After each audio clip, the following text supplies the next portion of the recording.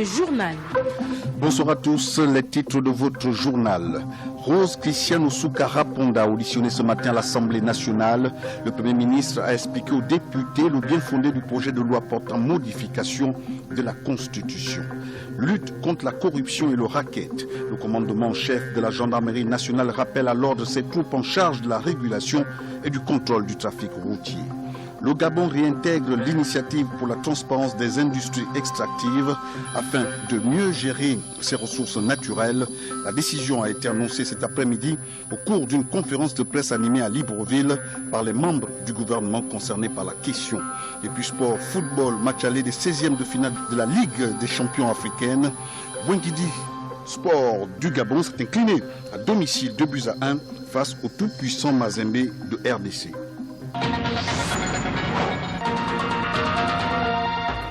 Une fois de plus, bonsoir et bon confort d'écoute. Le Premier ministre, je vous le disais en titre, a été auditionné ce matin à l'Assemblée nationale. Rose Christiane Osuka Raponda est allée présenter aux députés le projet de loi portant révision de la Constitution. On fait le point avec Jean-Rodrigue Bingundu.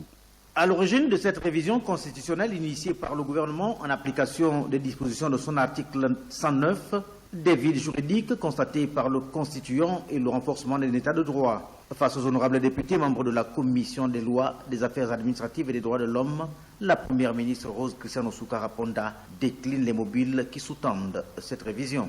En effet, depuis la dernière révision constitutionnelle intervenue le 12 janvier 2018, des événements très importants qui ont impacté le fonctionnement régulier des institutions et des pouvoirs publics se sont produits. Ces situations ont conduit la Cour constitutionnelle, organe régulateur du fonctionnement des institutions et des pouvoirs publics, à dégager des solutions provisoires qui, aujourd'hui, méritent que le constituant s'y penche pour se prononcer sur le fond à l'effet d'éviter à la nation de s'exposer à l'éventualité d'une interruption de la continuité de l'État. Cette révision concerne 25 articles sur les 114 que compte notre loi fondamentale, avec en substance, entre autres, la création d'un collège devant assurer désormais l'intérim en cas de vacance du pouvoir, le renforcement de l'immunité du président de la République, celui des élus, la réorganisation du fonctionnement des deux chambres du Parlement. Notez que quelques minutes avant cette audition du Premier ministre, les députés de l'opposition ont manifesté leur refus d'assister à l'événement, un mouvement que le président de l'Assemblée nationale, Faustin Boukoubi, a vite géré, et ses collègues ont pu rejoindre l'hémicycle et assister à cet oral du chef du gouvernement. Le président de l'Assemblée nationale informe les honorables députés qu'une réunion de la séance plénière se tiendra jeudi le 24 décembre 2020 à 16h dans le bâtiment abritant provisoirement les services de l'Assemblée nationale. Et après l'Assemblée nationale, Rose Christiane Osuka Raponda a reçu en audience à la primature une délégation du patronat gabonais. La relance de l'économie était au centre des échanges. Lise Obonango. Lors de cette audience, le patronat a réaffirmé au chef de l'administration gabonaise sa disponibilité à travailler avec le gouvernement. Au cours des échanges, il a présenté le nouveau bureau exécutif Alain Baomar, président de la Confédération patronale gabonaise. Un nouveau bureau exécutif vient de se mettre en place à la Confédération patronale gabonaise et il était important pour nous de venir le lui présenter. Donc quelques membres de ce bureau étaient avec moi, payer une visite de courtoisie à Madame le Premier ministre. Le deuxième volet était de faire un tour d'horizon avec elle de la situation de nos entreprises, avec un accent particulier sur les dispositions en passe d'être mises en œuvre au niveau de la GANOR, pour lesquelles nous avions un certain nombre de préoccupations et nous avons été rassurés par Madame le Premier ministre sur ces points.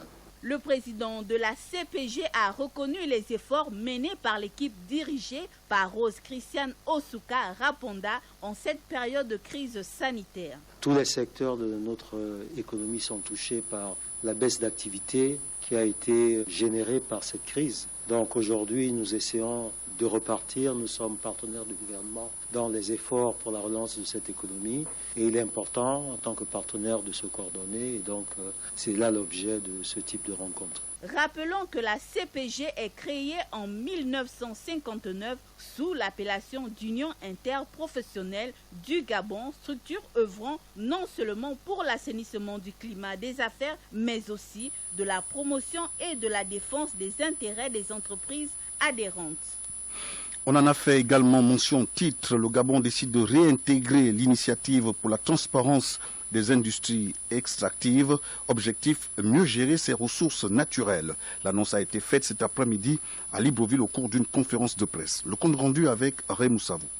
Le Gabon fait son retour dans l'initiative pour la transparence des industries extractives. Une décision du président de la République Ali Bongo Ondimba que les membres du gouvernement concernés par la question et le groupement d'intérêt de l'ITI ont dévoilé les motivations de ce retour. Vincent de Paul Massassa, ministre du pétrole, du gaz, des hydrocarbures et des mines. Raison de traçabilité, transparence, aussi bien pour ce qui sera des déclarations matérielles que financières. Ce retour sonne comme un impératif catégorique au moment où le Gabon fait face à la crise de Covid-19 dont les impacts ont touché la gestion ouverte et transparente des ressources pétrolières, gazières et minières. Sosten Osungundi Bangoy, ministre du Budget et des Comptes publics.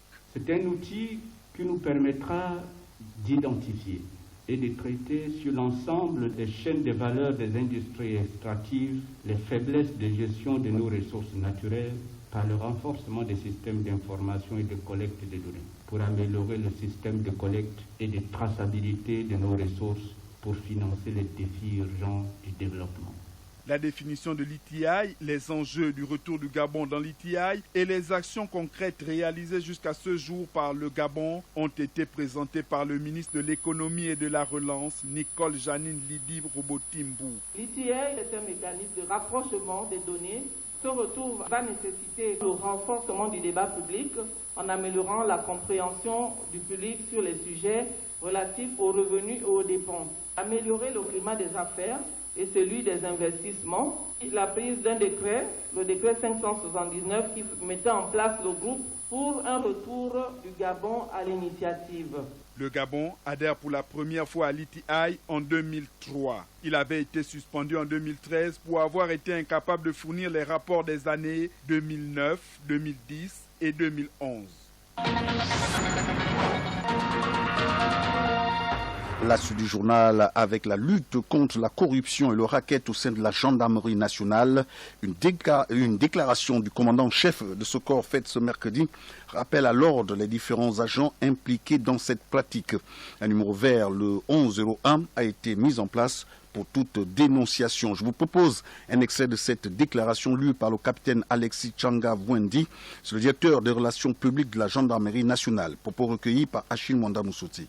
La gendarmerie nationale participe très activement à la lutte contre le racket et la corruption sous toutes ses formes aux côtés du ministère de la lutte contre l'enrichissement illicite. La gendarmerie nationale ne ménage donc aucun effort pour mettre un terme à ces pratiques qui ternissent gravement l'image de l'institution. L'occasion est donc d'or, ici, pour mettre en garde une fois de plus les brebis égarées qui ont fait du racket un exercice quotidien. Ils s'exposent ainsi à de lourdes sanctions allant de 45 jours d'arrêt de rigueur à une suspension de solde et de fonction de 3 mois à 6 mois conformément au statut du corps. Enfin, rappelons aux transporteurs et aux usagers qu'il n'est question de faire dans l'invective l'excès de zèle et tous autres trafics d'influence, supposés ou réels, à l'endroit des forces de l'ordre dans l'exercice de leurs fonctions, comme c'est la pratique aujourd'hui. Car lutter contre la corruption ou le racket n'est pas synonyme de la fin de la police de la circulation routière, qui reste une mission régalienne transversale, prévue dans les textes organisationnels de la gendarmerie nationale. Le commandant en chef de la gendarmerie nationale vous garantit qu'il combatte avec force et détermination ces comportements rétrogrades et vous rappelle que le 1401, numéro vert du poste de commandement mixte de la gendarmerie nationale, reste ouvert pour toute dénonciation dans le but de nous aider dans cette lutte. Ne remettez pas votre argent aux gendarmes sans quittance du trésor. Et à la fin du journal, vous suivrez l'intégralité de cette déclaration du commandement en chef de la gendarmerie nationale. Sur le front social, malgré la suspension de la grève, les agents de la Poste SA n'ont pas encore repris totalement le travail. Et cela aux grandes dames des usagers. C'est ce que nous rapporte Edgar Kava. Nombreux assis sous des tentes et la tente au hall de la Poste centrale de Libreville est diversement vécue par les clients affiliés à cette structure bancaire parapublique. En cette reprise du travail des agents de la Poste centrale. Je n'ai pas encore été servi, donc je ne peux pas dire qu'ils travaillent. Vous êtes arrivé à quelle heure? 7 heures par là. Et lorsqu'on reprend le travail, ils ont quand même gain de cause derrière. On ne devait pas traîner comme ça. Mettez-nous à l'aise au point qu'on ne puisse pas traîner. Qu'est-ce qui manque? C'est des comptables ou bien c'est l'argent que l'État n'a pas encore versé en totalité? On ne peut pas dire que la Poste a repris, parce que depuis là, on n'a pas encore été servi, comme disait la collègue.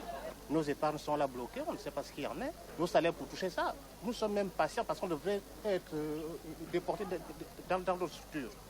Tu as un rendez-vous chez le médecin, sois-en sûr, tu vas l'annuler. La Poste, d'habitude, en bas, il y a 5 caisses et plus haut aussi, il y en a 5. Et vous allez vous rendre compte de vous-même qu'il n'y a que les caisses qui sont en bas qui sont en activité. Or, en haut, c'est fermé. Vous voyez déjà un peu ce petit méli-mélo. Mais ce qui est évident, c'est que la Poste n'a pas vraiment repris le travail. Au premier étage, parmi la kyriade de caissières présentes, une seule a accepté de nous parler de cette reprise du travail. Je suis à la Poste, je suis en train de travailler. Il y a eu une grève. La grève a été levée, on reprend le travail et voir si ce qui était dit aux négociations vont suivre.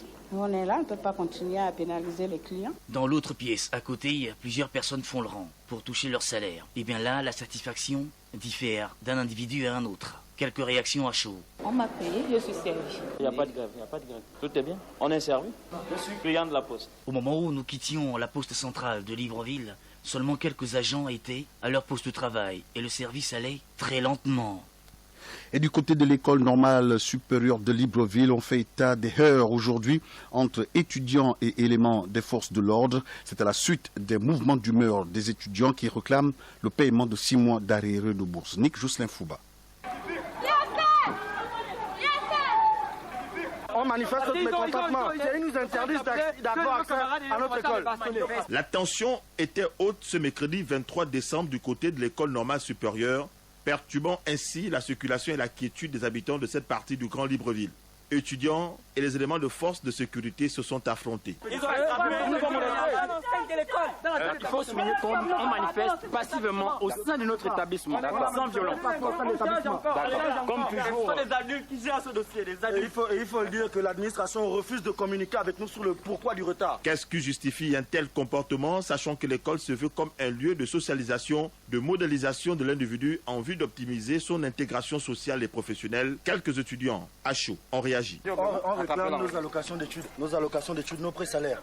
La vérité, c'est que depuis que le professeur Alogo Fidel est devenu DG de l'ENS, les étudiants de l'ENS ont toujours des problèmes de retard dans le paiement de leur allocation d'études. Il faut comprendre déjà que là, c'est toujours et déjà une réclamation de bourse, d'accord? Nos paiements de pré-salaire, c'est 6 mois déjà. L'école normale supérieure de Libreville est une école dédiée à la formation des futurs enseignants des établissements secondaires et universitaires du Gabon. Cette école a une particularité, mettre les apprenants au cœur de leur apprentissage. Et à Port-Gentil, au maritime, les employés de la société Sigma, spécialisée dans la plongée sous-marine, risquent de se retrouver au chômage. Leur société, au même titre que les autres entreprises gabonaises du secteur pétrole, serait discriminée dans la passation des marchés au profit des majors étrangères. Plus de précisions avec Ludwig Jimbi. Créée en 2005, la société d'intervention gabonaise en milieu aquatique, Sigma, spécialisée dans l'inspection sous-marine, le nettoyage, la maintenance, la construction et les services maritimes, se trouve actuellement au bord du gouffre. Pour cause, les grandes entreprises pétrolières ne solliciteraient plus son expertise dans l'acquisition des marchés, entraînant ici la non-régularité dans les paiements des salaires, ajouter à cela les fournisseurs et autres charges, entre autres l'électricité, l'eau, le téléphone. Écoutons M. Tofin Bumba, directeur général de l'entreprise Sigma Port-Gentil. Sigma est la seule PME gabonaise, 100% gabonaise, dans les travaux sous-marins. Sigma va mal parce que les majors ont décidé de ne plus faire travailler Sigma. Il n'y a pas de contrat. Les majors ont décidé de ne pas donner du travail à Sigma. C'est tout. Il n'y a pas de boulot. Il est à noter que cette situation ne concerne pas uniquement Sigma, mais également toutes les autres PMI et PME gabonaises installées à Port-Gentil, car la majorité des marchés seraient attribués au profil des entreprises appartenant aux noms nationaux. Emmanuel Charles Eyege, président de l'organisation patronale gabonaise OPG. Les grandes entreprises trafiquent au niveau des appels d'offres. Vous avez des gens qui remportent des appels d'offres et dont la technicité et la compétitivité ne sont pas au rendez-vous. Qu'est-ce qui se passe? C'est toujours cette histoire de ce qui vient de l'extérieur est mieux que ce qu'il y a au Gabon. Donc vous avez beaucoup de sous-traitants qui viennent de l'extérieur alors que les choses peuvent se faire. Radio Mandji, Ludwig Djembi pour Radio Gabon, la référence. Dans quelques jours, la communauté chrétienne du monde et celle du Gabon célèbrent la fête de Noël. Pour le bon déroulement de cet événement et afin de lutter contre la propagation du Covid-19, le ministre d'État en charge de l'Intérieur insiste sur le respect des mesures barrières. Voici la communication du ministre de l'Intérieur, lu ici par son conseiller en communication, Eric Zengi-Mangala. Communication du ministère de l'Intérieur. Depuis que la pandémie de la Covid-19 s'est déclarée dans notre pays, le gouvernement de la République s'emploie à travers de multiples actions et mesures à protéger nos populations contre sa propagation. Grâce à toutes ces actions et à l'adhésion des populations, le Gabon se place fort heureusement parmi les pays qui ont adopté une stratégie remarquable de prévention, de lutte et de riposte contre la Covid-19. La tendance baissière observée ces derniers mois en est une parfaite résultante. Mais cette tendance baissière ne doit en aucun cas conduire à un relâchement par les populations face aux mesures qui nous ont permis jusque-là à obtenir des résultats encourageants. C'est pourquoi, alors que notre pays, à l'instar des États, se prépare à rentrer dans le cycle des réjouissances de fin d'année, avec les fêtes de Noël et du Nouvel An, le ministre d'État, ministre de l'Intérieur, rappelle aux populations la nécessité du respect par tous de toutes les mesures édictées par le gouvernement et qui demeurent en vigueur. Il s'agit principalement des mesures suivantes. La limitation à 30 personnes pour tout rassemblement. Le couvre-feu qui court toujours de 22h à 5h du matin. Le port systématique et obligatoire du masque. Le lavage des mains avec de l'eau et du savon ou l'usage des gels ou solutions hydroalcooliques. Le respect de la distanciation physique. S'agissant particulièrement de la célébration des fêtes de la Nativité et de la Saint-Sylvestre dans les lieux de culte et autres lieux de croyance. Celle-ci doit se faire dans le respect strict des mesures barrières en tenant compte de l'horaire du couvre-feu actuellement en vigueur. Enfin, le ministre d'État, ministre de l'Intérieur, tient également à rappeler qu'au terme de l'arrêté numéro 907/MI/MDN du 23 décembre 2020, l'importation, la vente et l'utilisation de projectiles, communément appelés pétards, sont interdites. Les forces de défense et de sécurité ont été instruites pour veiller à la stricte application du dit arrêté sur l'ensemble du territoire national.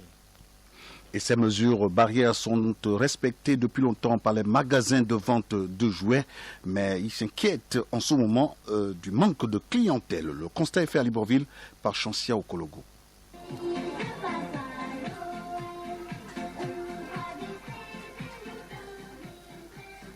Nous sommes au marché de Libreville. Visitons un premier magasin où la vendeuse parle de la nouveauté des jouets qu'elle propose aux clients. Les motos, les voitures, les poupées également. Un tout petit peu, avec l'affaire de Corona, franchement, il n'y a pas eu d'entrée. Contrairement aux années précédentes, c'était venu en masse, mais là, à peine une quinzaine, une vingtaine.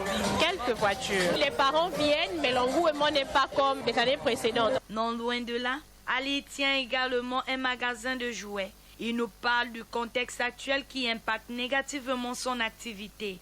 Forcément qu'il n'y a pas beaucoup de nouveautés parce que tu connais qu'en ce moment-là, il y a le Covid et tous les commerçants sont peur de amener les marchandises.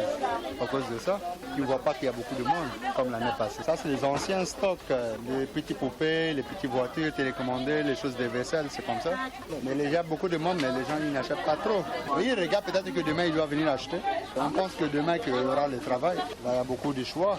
Tous les clients, ils n'ont pas les mêmes choix pour choisir. Il y a les gens qui aiment les ballons, il y a les gens qui aiment les voitures, il y a les gens qui aiment les poupées. Tu vois, les filles, ils prennent les poupées, les garçons, ils prennent la voiture et les ballons, tu vois. Ça dépend des enfants. Jean, parent et furieux du sport, est venu acheter un cadeau de Noël à son enfant. Pour cette année de Noël, je suis d'abord amateur de sport. Et j'aimerais un cadeau qui est en relation avec le sport pour mon enfant, tel que le vélo. C'est vrai qu'il y a la nouveauté, mais en même temps aussi il y a la flambée de prix malgré la crise. Bon, certains opérateurs économiques n'ont pas compris que nous sommes en crise pour essayer de réduire les prix. Apparemment, comme si tout allait bien, mais les fonctionnaires savent qu'ils sont en crise. L'opérateur économique peut-être ne pollue pas. Le contexte de crise sanitaire de moment n'aura pas permis aux commerçants de jouets de renouveler normalement leur stock comme par le passé. Et en tourne dans le département du Komomonda, c'est l'atmosphère de Noël qui semble ne pas être au rendez-vous, selon notre correspondant local, Maurice Mungonga. Plus de ruées dans les magasins. C'est le constat qui se dégage à travers les différentes surfaces commerciales de la commune de Ntoum dans le Grand Libreville, à la veille de cette célébration de la fête de Noël. À mesure qu'approche Noël, les rayons des jouets dans les magasins ne voient plus défiler les parents comme par le passé. La crise économique et la pandémie liée au Covid-19 dictent leurs lois, ainsi que la cherté de quelques articles.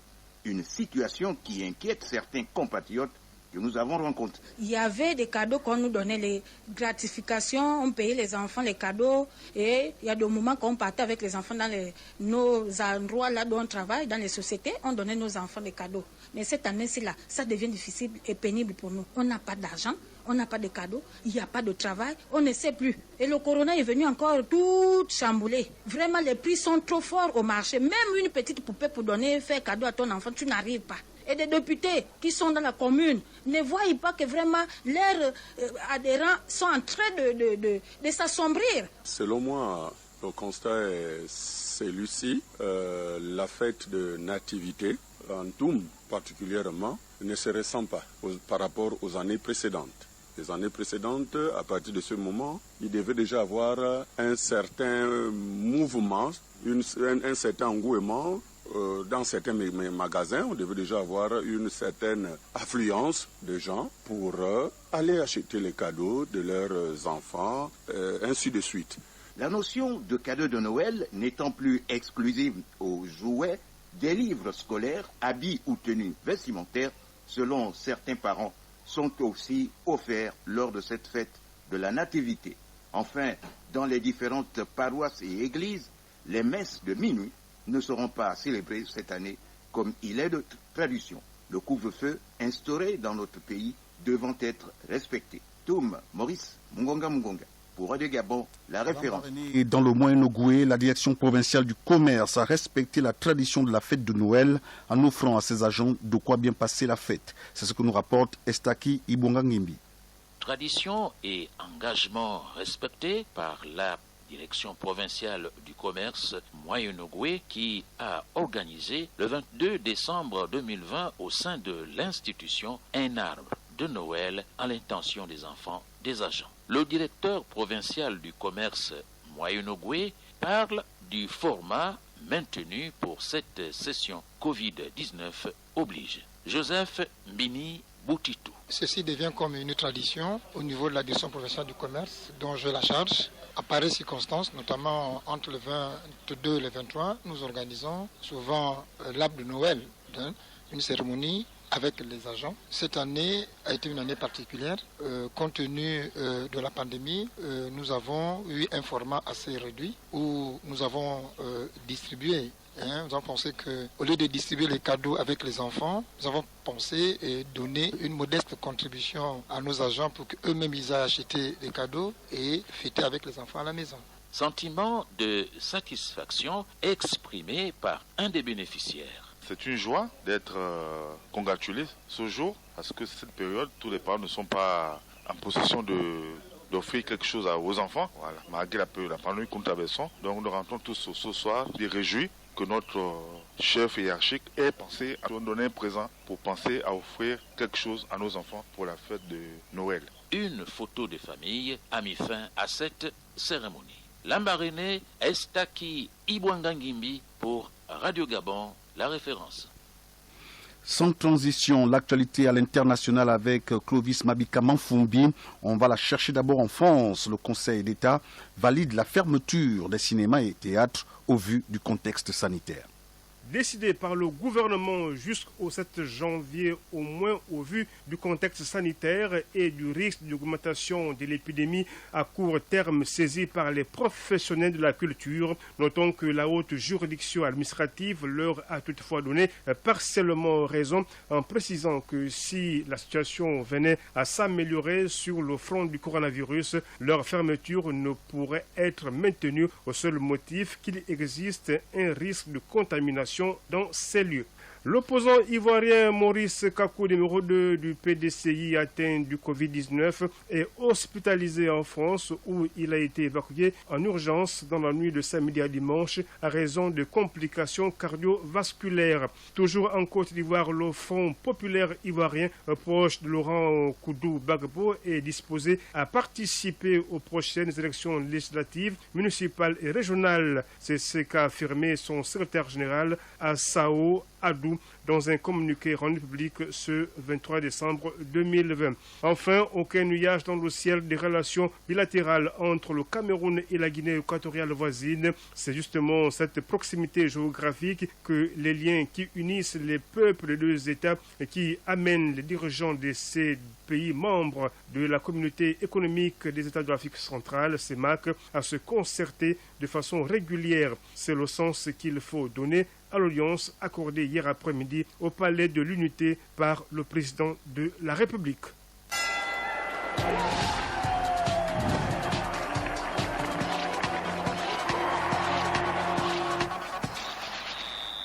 À présent, la page des sports, on la découvre avec vous, Hervé David Maguena. Bouingidi Sport du Gabon s'est incliné cet après-midi face au tout-puissant Mazembe de RDC 2-1, un match aller des 16e de finale de la Ligue des champions africaine, match joué au stade Monédan de Siban à Libreville. Bonsoir. Le miracle ne s'est pas produit sur la pelouse du stade Monédan de Siban cet après-midi. Bouingidi Sport a subi une défaite 1-2 devant une équipe congolaise aguerrie. Malgré l'ouverture du score du junior Obien Bayano à la 18e minute, les visiteurs plus expérimentés sont revenus au score par Thomas Olumungu, auteur d'un doublé aux 28e et 64e minutes. Bouingidi Sport n'a pas démérité face au Corbeau de Lubumbashi, quintuple champion d'Afrique. Mazembe a 14 journées de championnat dans les jambes. Rendez-vous le 6 janvier 2021 pour la manche retour à Kamalondo. Voici quelques résultats enregistrés de ces 16e de finale aller de la Ligue africaine des champions. Le tenant du titre, El Ali d'Égypte, a tenu son rang. Le club égyptien s'est imposé sur la pelouse des Sonidep du Niger 1-0. Kana FC des Zambie concède le match nul 1 but partout face à Petro d'Atletico d'Angola. Enfin, bonne opération d'El Merriek du Soudan devant Enyimba du Nigeria, 3-0. Merci Hervé David Maguena pour toutes ces précisions. Et pour tous ceux qui nous rejoignent à peine sur Radio Gabon, la référence, on procède au rappel des titres. Rose Christiane Osuka Raponda, auditionné ce matin à l'Assemblée nationale, le Premier ministre a expliqué aux députés le bien fondé du projet de loi portant modification de la Constitution. Lutte contre la corruption et le racket, le commandement chef de la gendarmerie nationale rappelle à l'ordre ses troupes en charge de la régulation et du contrôle du trafic routier. Le Gabon réintègre l'initiative pour la transparence des industries extractives afin de mieux gérer ses ressources naturelles. La décision a été annoncée cet après-midi au cours d'une conférence de presse animée à Libreville par les membres du gouvernement concernés par la question. Et puis sport, football, match aller des 16e de finale de la Ligue des champions africaines. Bouingidi Sport du Gabon s'est incliné à domicile 2-1 face au tout-puissant Mazembe de RDC. Fin de cette principale édition d'information de la soirée, mise en onde Ulrich Elanka, montage Hervé Moupimba Ndaka. La réalisation a été assurée par Ray Moussavou. Le journal a été préparé par l'ensemble de la rédaction de Radio Gabon, la référence. Merci de l'avoir suivi. Je suis Pierre Désiré Vélénam. Vous êtes câblé sur Radio Gabon émettant de Libreville, 88.7, 96.5 FM. Où que vous soyez, nous sommes avec vous.